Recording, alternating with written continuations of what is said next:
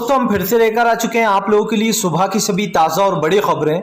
एक एक कर आपको सारी खबरों की जानकारी देंगे आज देश दुनिया में क्या कुछ हो रहा है। दरअसल दोस्तों सबसे पहली जो बिग ब्रेकिंग निकल आ रही है, तेजस्वी यादव को दोस्तों बीजेपी और नीतीश पर बड़ा हमला, बोले पूरे देश में अराजकता फैला रखी है। जी हाँ, बीजेपी और नीतीश ने, इसके बारे में आपको बताएंगे। वहीं पर दोस्तों अगली बिग ब्रेकिंग में हम आपको बताएंगे दोस्तों राहुल गांधी का केंद्र सरकार पर बड़ा हमला, बोले वो दिन दूर नहीं जब देश नफरत में नंबर 1 की जो यहां पर पोजीशन पाएगा। दरअसल दोस्तों संयुक्त राष्ट्र की एक रिपोर्ट सामने आई जिसमें भारत 136वें नंबर पर है, इसके बारे में आपको बताएंगे। वहीं पर दोस्तों अगली बिग ब्रेकिंग में हम आपको बताएंगे संजय रावत का बीजेपी और आप पर बड़ा हमला, बोले बीजेपी और आप एमआई से चुपचाप गठबंधन करती हैं, हम नहीं, इसके बारे में आपको विस्तार से बताएंगे।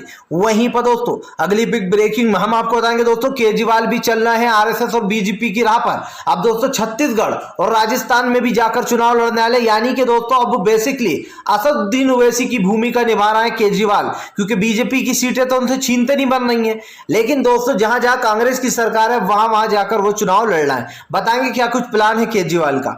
वहीं पर अगली बड़ी खबर में हम आपको बताएंगे दोस्तों, जी दरअसल आपको बता दें अब गुजरात के चुनाव जीतना बीजेपी के लिए मुश्किल। दोस्तों पाटीदार समाज को कैसे मनाया जाए ये बीजेपी सोचने में लगी है, क्योंकि सबसे बड़ा तबका दोस्तों गुजरात में पाटीदार समाज का ही है, इसके बारे में भी बताएंगे।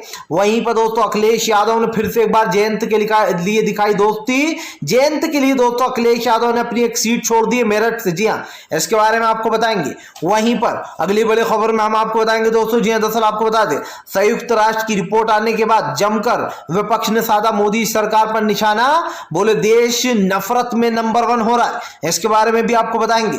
वहीं पर अगली बड़ी खबर में हम आपको बताएंगे दोस्तों, जी दरअसल आपको बता दें भारतीय जनता पार्टी के ऊपर जमकर गरजे भगवत मान, बोले बीजेपी ने देश में कोई भी विकास का काम नहीं किया है, हम शुरुआत करेंगे केजरीवाल आने वाले समय के पीएम, इसके बारे में भी बताएंगे।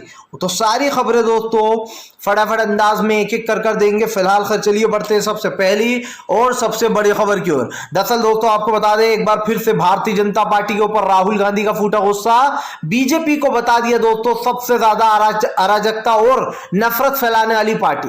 आपको याद है दोस्तों अभी हाल ही में एक रिपोर्ट सामने आई है, जी हाँ, आपको बता दें ये रिपोर्ट हैप्पीनेस को लेकर थी, जिसके बाद मैंने आपको बताया भी था कि राहुल गांधी ने केंद्र सरकार को घेरा था। अब राहुल गांधी ने दोस्तों बढ़ती महंगाई पर भी केंद्र सरकार को घेरा और इस रिपोर्ट पर भी खड़ी खोती सुनाई। राहुल गांधी ने कहा कि आज हमारा देश 136वें रैंक पर आया है। दरअसल दोस्तों अगर आपको याद ना हो तो बता दूं कि संयुक्त राष्ट्र की एक रिपोर्ट सामने निकल कर आई थी। इस रिपोर्ट में दोस्तों बताया गया है कि भारत हैप्पीनेस यानी कि खुशी के मामले में 136 नंबर पे है। गरीबी, बेरोजगारी और भुखमरी में दोस्तों समझिए जो गरीब बच्चे जो भुखमरी से मर रहे हैं उस मामले में 119 पर है। और दोस्तों आज जिस तरीके से देश में जो लोगों का फ्रीडम छीना जा रहा है उसमें 110वें नंबर पर भारत, यानी कि दोस्तों हैप्पीनेस में 136 में, गरीबी, लाचारी और भुखमरी में 119 पर, और दोस्तों जो यहां पर तानाशाही में 110 पर, जिसको लेकर राहुल गांधी ने कहा कि वो दिन दूर नहीं है जब हमारा देश नंबर 1 की पोजीशन पर होगा नफरत में, क्योंकि हमारे देश में हिंदू मुसलमान फैलाया जा रहा है, नफरत फैलाई जा रही है। और इस बात को दोस्तों आप और हम बखूबी जानते हैं। अगर आप बीजेपी के समर्थक हैं, अगर आप आग बनकर ये कहोगे कि ऐसा बिल्कुल नहीं है, तो आप समझ लीजिएगा कि आप अपने आप को धोखा दे रहा हो। कहते हैं ना दोस्तों कि जब हमारे मन को पता होता है कि यार ये बात तो सच्ची है, लेकिन हमारा दिल कहता है कि अरे यार इसको झुठला दो, लेकिन दोस्तों सब दुनिया देख रही है। आज जो ये रिपोर्ट निकल कर आई है संयुक्त राष्ट्र की, इसके बाद ये साबित हो गया कि पाकिस्तान भी हमसे ऊपर है दोस्तों। पाकिस्तान 119वें नंबर पर है, आप खुद ये रिपोर्ट देख सकते हैं, जिसके बाद हड़कंप मच गया, लोगों ने मोदी सरकार को जमकर घेरा है। चलिए बढ़ते हैं और अगली बिग ब्रेकिंग की तरफ। बता दोस्तों अगली जो बड़ी खबर निकल कर आ रही, क्या बिहार में होने वाला है तख्ता पलट? जी हाँ, दरअसल दोस्तों मामला तो कुछ ऐसा ही दिखाई दे रहा है। आपको बताता चलूं दोस्तों अब जो है यहाँ पर शरद यादव एलजेडी वाले वो आरजेडी में उनकी पार्टी विलय हो गई। जी आपको बता दोस्तों शरद यादव जी एक बहुत ही बड़े नेता है और ये कहते हैं कि दिग्गज नेता है। अब शरद यादव की जो पार्टी थी दोस्तों एलजेडी, उनकी जो है यहाँ पर पार्टी का विलय हो गया है आरजेडी में। आपको बता दें इस मौके पर जो यहाँ पर खुद तेजस्वी यादव भी जो यहाँ पर शामिल हुए, जिसके बाद तेजस्वी यादव को आपको बता दें यहाँ पर शरद यादव ने कह दिया है कि आने वाले समय के मुख्यमंत्री तेजस्वी यादव ही हैं। आपको बता दें दोस्तों, शरद यादव ने ये बात कहते हुए कहा कि फिलहाल अब तेजस्वी यादव बिहार की कमान संभालेंगे। वैसे भी दोस्तों अगर देखा जाए तो उत्तर प्रदेश बिहार में बीजेपी और जो है यहाँ पर एनडीए और जेडीयू में कोई भी ठीक काम नहीं चल रहा है। इससे पहले भी आपने देखा होगा तो दोस्तों जेडीयू और एनडीए आपस में ही भिड़ रहे थे। अब नीतीश और मोदी के बीच में दोस्तों खाई बन चुकी है। जाहिर सी बात है मोदी सरकार ने बिहार की सत्ता पर भले ही काबिज पा लिया और नीतीश के बल पर, लेकिन अब दिखाई दे रहा है कि यह गठबंधन टूटने वाला है। इसके 3 रीजन ये है दोस्तों। सबसे पहला तो ये कि मुकेश साहनी ने बीजेपी के खिलाफ मोर्चा खोल दिया है। एक ही सीट पर बीजेपी ने भी अपना प्रत्याशी उतारा है, मुकेश साहनी ने भी उतारा है। अभी हाल ही में मुकेश साहनी ने कहा था कि तेजस्वी यादव आए और वो यहाँ के मुख्यमंत्री बने। वहीं दूसरी तरफ दोस्तों आपने देखा कि नीतीश को किस तरीके से बीजेपी के नेता ही घेरने में लगे। इससे ये साबित होता है दोस्तों कि आज बीजेपी और खास कर नीतीश में, यानी कि जो यहाँ पर एनडीए में बिल्कुल भी जेडीयू में बनती हुई नजर नहीं आ रही है। एनडीए और जेडीयू का दोस्तों गठबंधन बहुत जल्दी टूटेगा। अब दोस्तों आपको बता दें शरद यादव के आरजेडी में विलय होने के बाद तेजस्वी यादव और भी मजबूत हो गए। इसका सीधा सीधा असर दोस्तों विपक्ष के ऊपर पड़ने वाला है और कह सकते हैं कि बिहार में मोदी के हाथ से सत्ता जा सकती है। चलिए बढ़ते हैं एक और अगली बिग ब्रेकिंग की तरफ। बता दोस्तों अगली जो बड़ी खबर निकल आ रही, संजय रावत का बीजेपी के ऊपर बड़ा हमला, आप और बीजेपी को लिया आड़े हाथ। दरअसल दोस्तों संजय रावत की एक बात में आपका जिक्र है। आपको बता दें संजय रावत ने कहा कि एएमआई से हम कतई जो यहाँ पर गठबंधन नहीं करेंगे क्योंकि हम कट्टर हिंदुत्ववादी हैं। इसी के साथ साथ आपको बताता चलूं संजय रावत ने कहा कि फिलहाल एएमआई और आप और बीजेपी जो है वो एएमआई से चुपके गठबंधन करती है, हम नहीं। अब दोस्तों आप सोच रहे होंगे कि संजय रावत ने आप पर क्यों हमला बोला।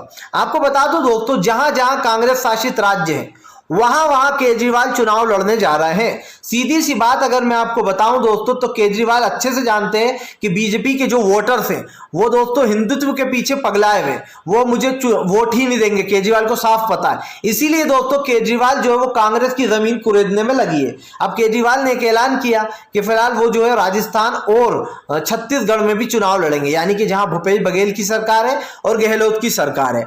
आपको बताता चलूं दोस्तों केजरीवाल को अब ज्यादा ही उड़कर लग गई है। उनको लग रहा है कि वो धीरे धीरे कांग्रेस को खत्म कर देंगे, लेकिन यकीन मानिए दोस्तों जो काम ओवैसी कर रहे हैं वही काम इस वक्त जो यहाँ पर केजरीवाल भी कर रहे हैं। केजरीवाल दोस्तों गोवा चले गए, उन्होंने सीटें जीत ली 1-2 और बीजेपी का वहां पर जो यहाँ पर फायदा करा दिया। इसी के साथ साथ दोस्तों अब केजरीवाल राजस्थान जा रहा है, लेकिन केजरीवाल शायद ये भूल गए कि वो पंजाब नहीं है राजस्थान। जी हाँ, जो उनको वहां पर सीटें मिल जाएंगी।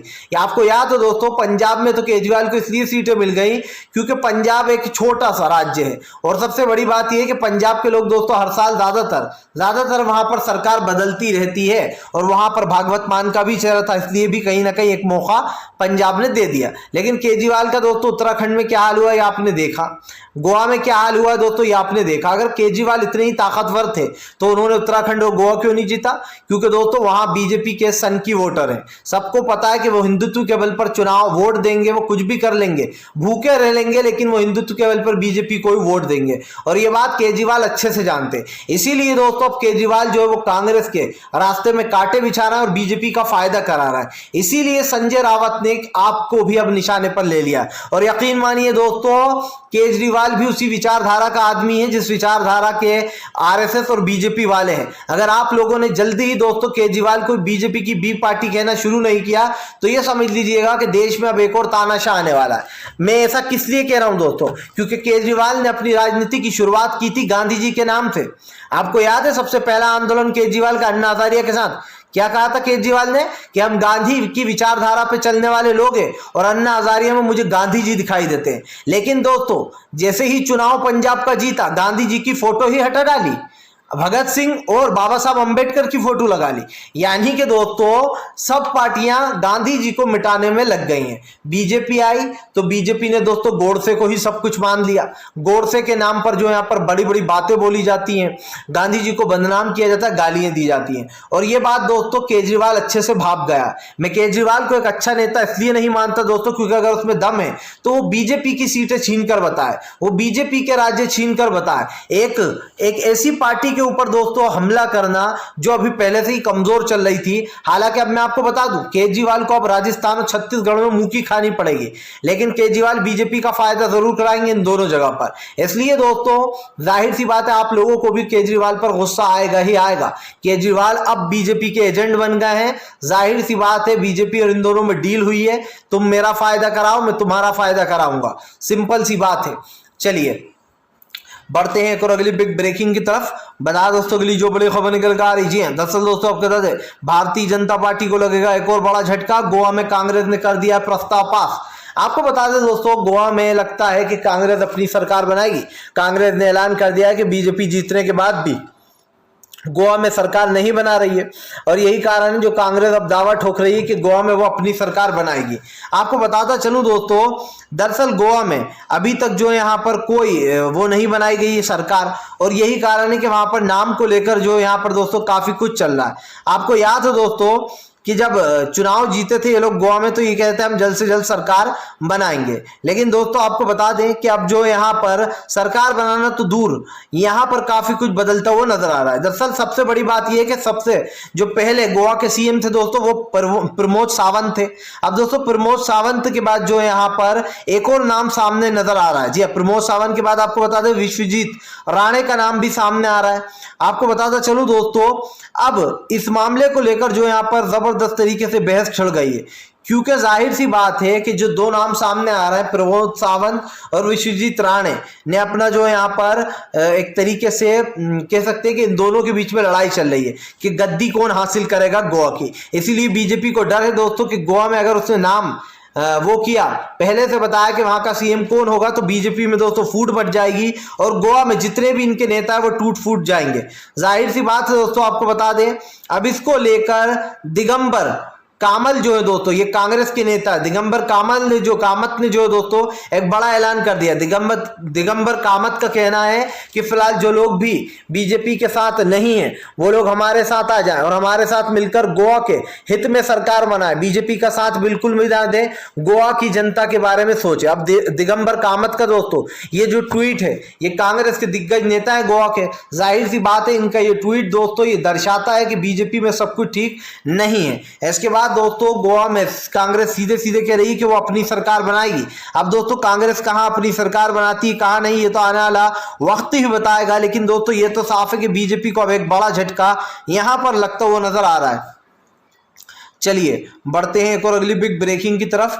बता दोस्तों अगली जो बड़ी खबर निकल कर आ रही है, दरअसल दोस्तों आपको बता दें अखिलेश यादव ने दोस्तों एक बार फिर से निभाई अपनी दोस्ती, रालोद के लिए दोस्तों छोड़ दी एक सीट। आपको याद है दोस्तों एमएलसी के बहुत जल्दी चुनाव होने वाले, ऐसे में दोस्तों एमएलसी के चुनाव के लिए आपको बता दें अखिलेश यादव ने अपने काफी करीबी जैन चौधरी के लिए एक सीट छोड़ दी है। ये सीट कहाँ की है दोस्तों, ये सीट है मेरठ की। मेरठ की एक सीट जो है अखिलेश यादव ने रालोद के लिए छोड़ दी है, यानी कि दोस्तों जैन चौधरी के लिए। आपको बता दें हमेशा तो यहां से सपा का ही प्रत्याशी लड़ता है, लेकिन अब की बार सपा ने ये सीट अपने सहयोगी पार्टी आरएलडी के लिए छोड़ दी है। जाहिर सी बात है दोस्तों जबरदस्त तरीके से यहां पर जैन चौधरी और अखिलेश जुड़ गए। उनको पता है दोस्तों कि अभी भले ही सत्ता हाथ में ना आई हो, लेकिन आने वाले समय में इस सत्ता पर काबिज पालेंगे अखिलेश और जैन चौधरी, क्योंकि आने वाला वक्त तो दोस्तों यही बता रहा है कि फिलहाल अब इस बार उत्तर प्रदेश में सरकार का तख्ता पलट जरूर होगा। हालांकि अभी तो 5 साल है, लेकिन दोस्तों इन 5 सालों में काफी कुछ हो सकता है। सरकार बदल जाएगी, लोकसभा सरकार जो भी चुनी जाएगी लोकसभा के बाद, चुनाव के बाद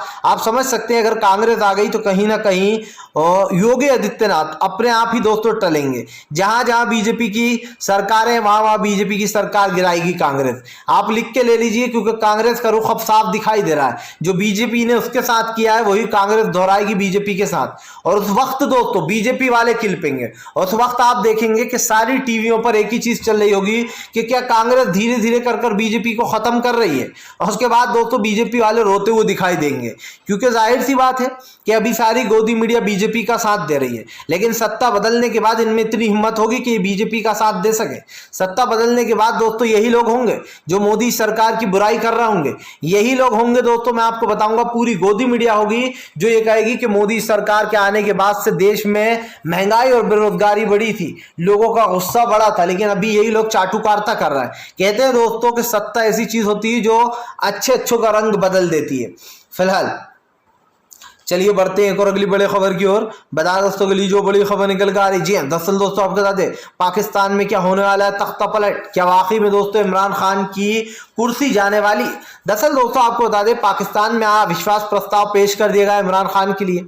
इमरान खान को जो यहाँ पर दोस्तों जल्दी ही अपना शक्ति प्रदर्शन दिखाना होगा और जो यहाँ पर अपने आप को साबित करना होगा। आपको बताता चलूं दोस्तों इमरान खान के बाद ये पहली बार नहीं है जब अविश्वास प्रस्ताव पेश किया गया हो। इससे पहले भी आपको याद हो एक बार जो यहाँ पर इमरान खान के खिलाफ अविश्वास प्रस्ताव पेश किया गया था, लेकिन उसके बाद भी दोस्तों इमरान खान ने पूर्ण बहुमत पाली थी। अब एक बार फिर से इमरान खान जो यहाँ पर परेशानी में नजर आते हुए दिखाई दे रहे हैं, लेकिन दोस्तों साफ दिखाई दे रहा है कि फिलहाल इमरान खान बहुमत हासिल कर सकते हैं क्योंकि उनके पास बहुमत का आंकड़ा है। क्योंकि हमारे पास जो खबर निकलकर सामने आई, जो सोर्सेस से पता चला है, उससे दोस्तों ये साफ दिखाई दे रहा है कि इमरान खान का जो तख्ता पलट हो रहा है उसमें कहीं ना कहीं इमरान खान फिर से एक बार अपने आप को साबित कर देंगे और सरकार बचा लेंगे। फिलहाल चलिए बढ़ते हैं एक और अगली बिग ब्रेकिंग की तरफ।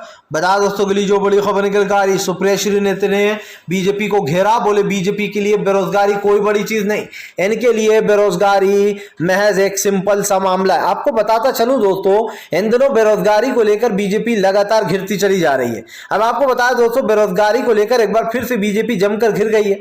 बेरोजगारी को लेकर दोस्तों आपको बता दें भारतीय जनता पार्टी को एक बड़ा झटका लगता हुआ यहाँ पर नजर आ रहा है। और ये मैं क्यों बोल रहा हूं दोस्तों, आपको बता दूं बेरोजगारी लगातार बढ़ती चली जा रही है, लेकिन प्रधानमंत्री ने इसके लिए कुछ भी नहीं किया। आपको याद हो प्रधानमंत्री ने देश की जनता से वादा किया था कि वो हर साल 1 करोड़ लोगों को नौकरियां देंगे। 1 करोड़ तो छोड़िए 1 लाख लोगों को भी नौकरियां नहीं दी। इसी के साथ साथ दोस्तों अब जो कांग्रेस की प्रवक्ता है सुप्रिया श्रीनेता, उन्होंने जो यहाँ पर बीजेपी को घेर लिया। सुप्रिया श्रीनेता का कहना है कि बीजेपी जो बोलती है वो करती नहीं, ये एक नंबर की झूठी पार्टी है। सुप्रिया श्रीनेत ने कहा कि दरअसल बीजेपी को खुद नहीं पता है वो देश में कितने बेरोजगारों का जो यहाँ पर हनन कर रही है। यही कारण है दोस्तों जो अब बीजेपी जबरदस्त तरीके से घिर गई है। आपको बता दें लगातार देश में बढ़ती महंगाई, पेट्रोल डीजल के दाम में भी सरकार घिरी हुई है। दरअसल आपको याद हो दोस्तों कि अभी हाल ही में आपको बता दें फिर से एक बार 25 रुपए, जी थोक पर 25 रुपए लीटर डीजल पर बढ़ा दिए गए हैं। इसी के साथ साथ दोस्तों आपको बता दें दूध पर, सांची दूध पर 4 रुपए प्रति लीटर और दोस्तों मदर डेयरी दूध पर 2 रुपए प्रति लीटर बढ़ गया है। यानी कि दोस्तों दूध, पेट्रोल, डीजल सबके दाम बढ़ चुके हैं। सरकार दोस्तों यूक्रेन और रूस का सहारा ले रही है, जबकि आपने देखा कि रूस और यूक्रेन में तब भी लड़ाई हो रही थी जब चुनाव हो रहे थे, लेकिन सरकार कितनी चालाक है, चुनाव के वक्त उसने 1 पैसा नहीं बढ़ाया और अब फौरन पैसे बढ़ गए। चलिए बढ़ते हैं एक और अगली बड़ी खबर की ओर। बता दोस्तों तेजस्वी यादव का बीजेपी के ऊपर बड़ा हमला, बोले फिलहाल देश में अराजकता फैला रही बीजेपी, नफरत की परिभाषा लिख रहा है नीतीश। जी हाँ, तेजस्वी यादव ने कहा कि फिलहाल देश में आज जो नफरत फैलाई जा रही है उसके जिम्मेदार प्रधानमंत्री नरेंद्र मोदी और नीतीश है। आपको बता दें उन्होंने कहा कि बिहार में अराजकता फैल रही है और पूरे देश में मोदी सरकार ने हिंदू मुसलमान कर रखा है। तेजस्वी यादव ने कहा कि सत्ता का यह मतलब नहीं होता कि इंसान उसका दुरुपयोग करे। जो लोग के पास ताकत आ जाती है वो उसका अच्छे में कम और बुरे में ज्यादा यूज करते। तेजस्वी यादव की इस बातों को दोस्तों सीरियसली लेना चाहिए। तेजस्वी की अगर बात को गौर से सोचा जाए तो तेजस्वी यादव बिल्कुल सही बोलते हुए नजर आ रहा है। अब भारतीय जनता पार्टी दोस्तों पूरी कोशिश कर रही है कि वो किसी तरीके से अपनी सत्ता को बचा ले, लेकिन आने वाला समय किसका साथ देगा ये तो वक्त ही बताएगा।